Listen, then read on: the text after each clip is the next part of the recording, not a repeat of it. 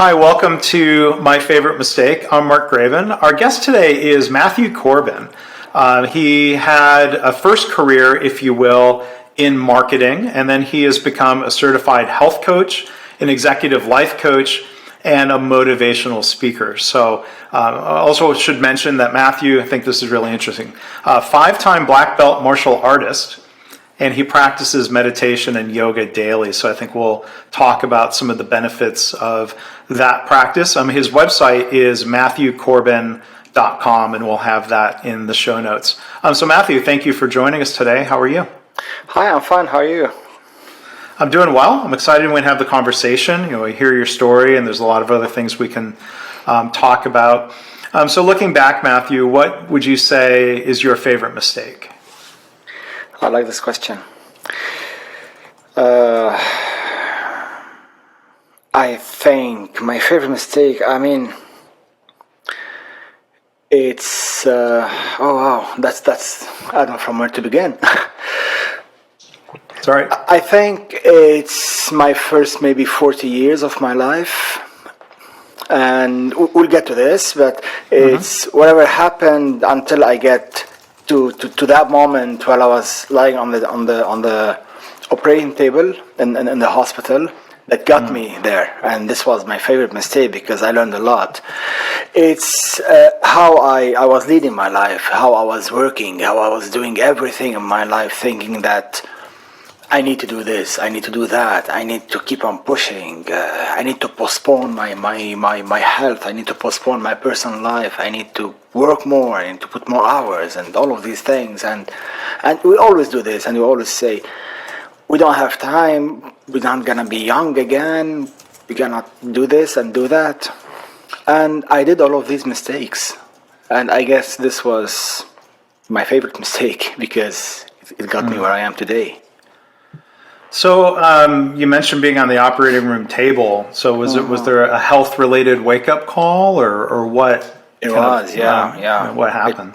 It was big. I mean, for 3 or 4 years, maybe my wife kept telling me you have to go and get your health check and go to the doctor, and I was neglecting this because I thought, I don't have time, I need to work more. I mean, it's not enough to work 15, 16 hours a day. I need to work more because sometimes you just enjoy the spotlight, sometimes you just enjoy the more zeros in your bank account, the status, the lights, the attention, everything. And one day I went to the doctor and I told the doctor, I need to get my health check. And I did. And when I woke up after 5 or 6 hours, he did like the whole check and everything, and he was standing just next to me, and he had his arm reaching in front of my face, and he stretched his fingers, and he was like, can you count this? I was like, okay, good. Another doctor thing, I need to count his fingers now so he can clear me. I was like, yeah, I'm awake, 5 fingers. Can I leave now? I need to go to my office. And he said, no, these are 5 months you still have to live. And it hit me. It's like everything just went into slow motion right away. And everything stopped moving for a while. And I was like, what? He said, you have an extreme internal inflammation, and it has poisoned all your blood and everything, and your organs stopped working. And I give you 5 months tops. So go ahead, enjoy. Wow. So yeah, that was the wake-up call. It wasn't anything nice or fun, but it was a wake-up call. And wow. Yeah, I took the. He gave me actually he gave me 2 options: either live for 5 months max, or take the surgery. And the surgery, it has 50-50 chance, and you might wake up, you might not wake up. Nobody knows what will happen. You're just gonna sign this waiver, and that's it. What was the root of that inflammation? I guess this is a condition. I'm not a doctor. This isn't something I've run across. Like, what would they operate on? So it was years and years of me neglecting my health. It was years of stress, unhealthy eating, bad habits, everything that you can say, and it was just piling up, and I couldn't see the symptoms. My wife could see them because I was getting pale from time to time. I was fainting and everything. I was getting huge. I reached somewhere around the 400 pound in weight. So and it was neglecting myself, I guess. A lot of stress. I used to work close to 17-18 hours a day, 7 days a week. I used to travel a lot. I used to live out of suitcase on airplane, and the food wasn't healthy at all. So it was always snacking, eating unhealthy food and everything, just because I needed to focus on my career, because I had a very successful career. So then, I mean, for those who are listening and not watching on YouTube, it's clear you've lost quite a lot of weight. You probably lost at least half of that 400 I'm 175 pounds? now. Okay, wow. Yeah. And I was 400. And I did lose all of this. I dropped to 140 after the surgery in just 6 months. I stayed for over 8 months. I couldn't eat anything. I was just on an IV, and I couldn't eat anything. I couldn't have anything. And until today, I still have this condition. I can't eat most of the food because I have some missing enzymes and some missing organs. So I have to live with it. I can eat some vegetables and some soups. That's it. So I have to watch my kids eating pizzas and burgers, and I can't eat that. But it's fine. Well, you're a good parent to continue letting them do that. I mean, so with that, I mean, it probably snaps you into a, kind of from one extreme to another, focusing on living, getting healthy. At what point did you, I mean, did you step away from work altogether? Did it take a while to think about what to do next professionally? Yeah, I mean, when this happened to me, it was that moment on the table before I closed my eye, and the doctor was counting 3 to 1, and you're supposed to sleep. And these 3 to 1 seconds, they felt like a whole year. And that moment, I felt afraid. It was fear. And I was afraid I couldn't open my eyes again. I was afraid I couldn't hug my kids. I couldn't see my wife. I couldn't hug my wife. I couldn't see everyone that matters really in my life, and I neglected them just because of I need to build a career. So before I closed my eyes, I said, if I'm gonna open them again, I will change everything. And I just looked up and said, God help me. And when I woke up, I called my partners. I had a company. I had my own company, my own team, my own.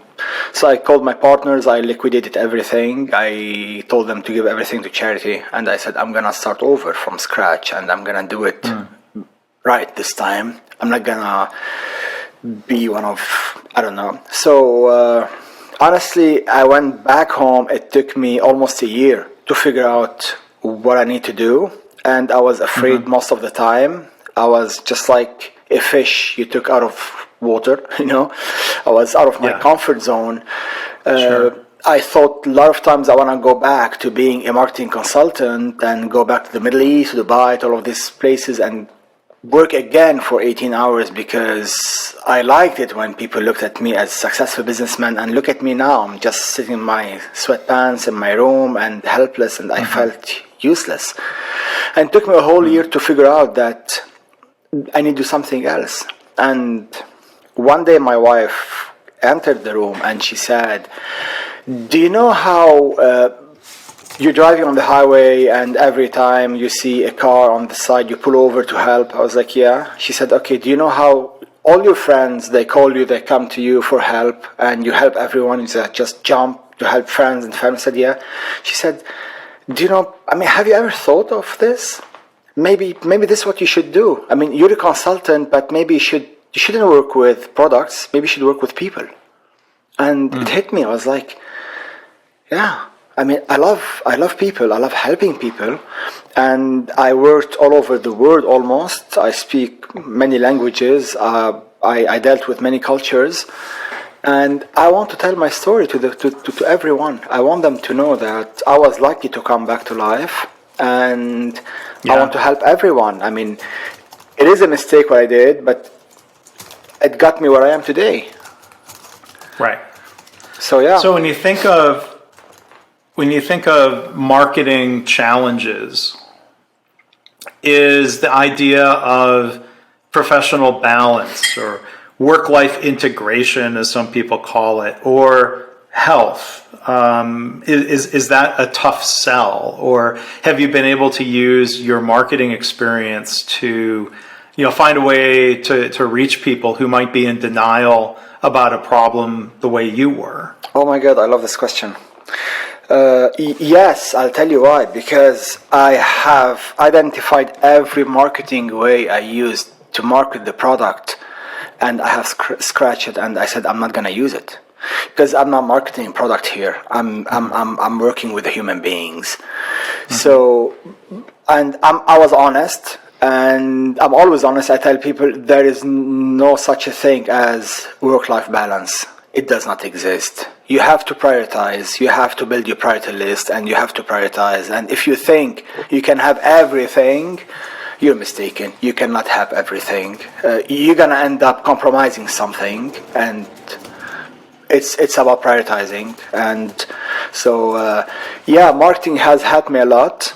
And I know that some stuff I cannot use for human beings, like overselling or overpromising, because we're working with humans, we're working with people, and this is like amazing. It's a big responsibility. It's not like we're trying a product, doesn't work, we just put it on the shelf.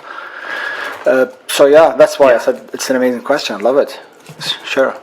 Yeah, but there are some tactics that might be unethical, in some domains with people, because health and life is at stake. But are there certain, like, what methods would you continue using? I mean, I'm not a marketing expert, but I think of testimonials, or aspiration of holding up an example, to catch the attention of people, or are there what are the things that you can still use kind of from your background in marketing, even though this is different? I think the fact that I have chosen my own niche, and it's whatever I was before. So I work a lot, like more than 90% of my clients are business people, executive and business people. And start with, because they relate to me, I relate to them, we connect, because I was a businessman and I did those mistakes. And I know that most of business people, they do these mistakes by neglecting themselves, their relation, and letting everything suffer, and putting their work, their career in front. So this is the first marketing tactic or approach I use. I tell them my story, and I show them testimonials. I have loads of testimonials on my website published, so they see them with names of everyone who wrote, and they are very well-known names. And I tell them my story. I tell them, Google me, go see me on cover of magazines, and look at me now. And a lot of people just call me and say, are you serious? I mean, you were there, you were like on top, you're like eight-figure business owner and stuff, and just left everything and came back here. I said, yeah, I'm happier. I am happier. I have less money, but I'm happier. And this is the compromise I was talking about. This is like when you need to really prioritize. So, you mentioned having worked in many countries. Uh-huh. When you talk about this dynamic of people neglecting relationships or health, having that drive so heavily focused on, like you said, money, attention, the pride and joy sometimes, that people get out of work. How common? I know it's probably hard to generalize sometimes across countries. How much of this is more of a problem in certain countries? How much of it is just part of being human? I think it's divided into three areas. One is our childhood, and we have the childhood programming. we've seen it that people growing up in different countries, they tend to act differently when they're adults. So this is one part of it. Another part is where you live, the society, the community where you live. And the third part is part of being a human, enjoying the attention, enjoying the success, and enjoying the power, and just compromising. And usually we do compromise ourselves because we do not blame ourselves, and we say it's okay, and it usually happens. I have seen honestly that in the Gulf region, which is like Dubai, Qatar, Saudi Arabia, the whole Middle East region where I worked a lot as well. I have seen that the work patterns is different. The expectations are different. No one is expected to work 40 hours a week. Everyone is expected to work 40 hours a day, maybe, if they could. The pressure is high, and everyone thinks of it as, I'm going there for a couple of years, I want to just make a couple of millions and come back. And once they get there, they get stuck, and they live there for a long time, and they want more and more and more and more. And this is where we come in as coaches, and we say it's enough. You have to say it's enough. You should retire some. I mean, the best players in the world, they retire at a certain age. So yeah. I mean, when it comes to sports, there's one sports show I listen to, and one phrase they use a lot is "Father Time is undefeated." Some athletes age better than others, but eventually the body breaks down, especially when it comes to something like sports. But you think about physical activity. I mentioned in the introduction martial arts and yoga, and then I think of yoga, something my wife practices. I can't claim any personal practice. She encourages me to, but yoga being both physical and mental, maybe martial arts are as well, and then meditation, something I have tried. I'm not good at it, but this combination of practices, was this all something that you embraced after your wake-up call? No, I started practicing martial arts. I was 4 years old, actually. And okay. I have always practiced martial arts. I have competed in so many countries, and it's something I enjoy, and it comes from my childhood a little bit, where I was born and how were things happening. The yoga came in. My wife is a certified yoga instructor. And when I gained a lot of weight, I couldn't practice martial arts anymore. So I thought I'm gonna just tone it down and go to yoga, and I was wrong, because yoga is tough. And it is very physically demanding when I've tried it. I have a respect for it. I mean, I thought it was easy being a martial artist, but it's not, and it is demanding. And I love yoga. I practice yoga now every day. Meditation, I was 11 or 12 years old, and I do practice daily transcendental meditation, and it keeps me calm and So that's interesting that you started that practice as a child. How were you introduced to that? I don't know. I mean, I was born in Beirut in Lebanon in 1976, and it was war, and we had nothing. We needed to hide from war. We needed to stay alive every day, because there were snipers everywhere, war everywhere, and just close to my house where we used to live, there was this dojo, this center, and the instructor was amazing, and I looked up to him, and he took me in. And this is all what it took. Yeah, he said, "Come in," and I got hooked, and I never stopped. And when I reached like 30 years old or something, I graduated, and I was an official instructor of martial arts, of jiu-jitsu. He called me in, and I was teaching in his club again, just to return the favor. And I was also telling my story to the students, that I was 4 and 5 years old, afraid, running from bombs, crying, afraid. I wanted to stay alive. I didn't know what's happening. I was seeing people on the streets sometimes with their blood and everything. And this person took me in and said, "Come, let's fill your time with something useful. let me teach you some discipline, some kicking, something just to let the negative and the tension out. And it worked. And now my son is a martial artist, and he's a brown belt. So yeah. It's hard to imagine. I've met. There are many engineers and business people who left Lebanon during the war, and I've met many of them in the United States. And it is hard to imagine. You're in Ohio now. I was born in Ohio and was living in the Dayton, Ohio area in the late 70s. A very quiet, peaceful environment. So, I clearly don't even know what to say. It's good to be able to survive that and build strength, I guess, from some of those experiences and learning, as you were mentioning, different ways of doing your best to cope with what life throws at you. Yeah, there's a really interesting lesson there. That's right. And as I said, it affects our whole life, and it's a part of childhood programming.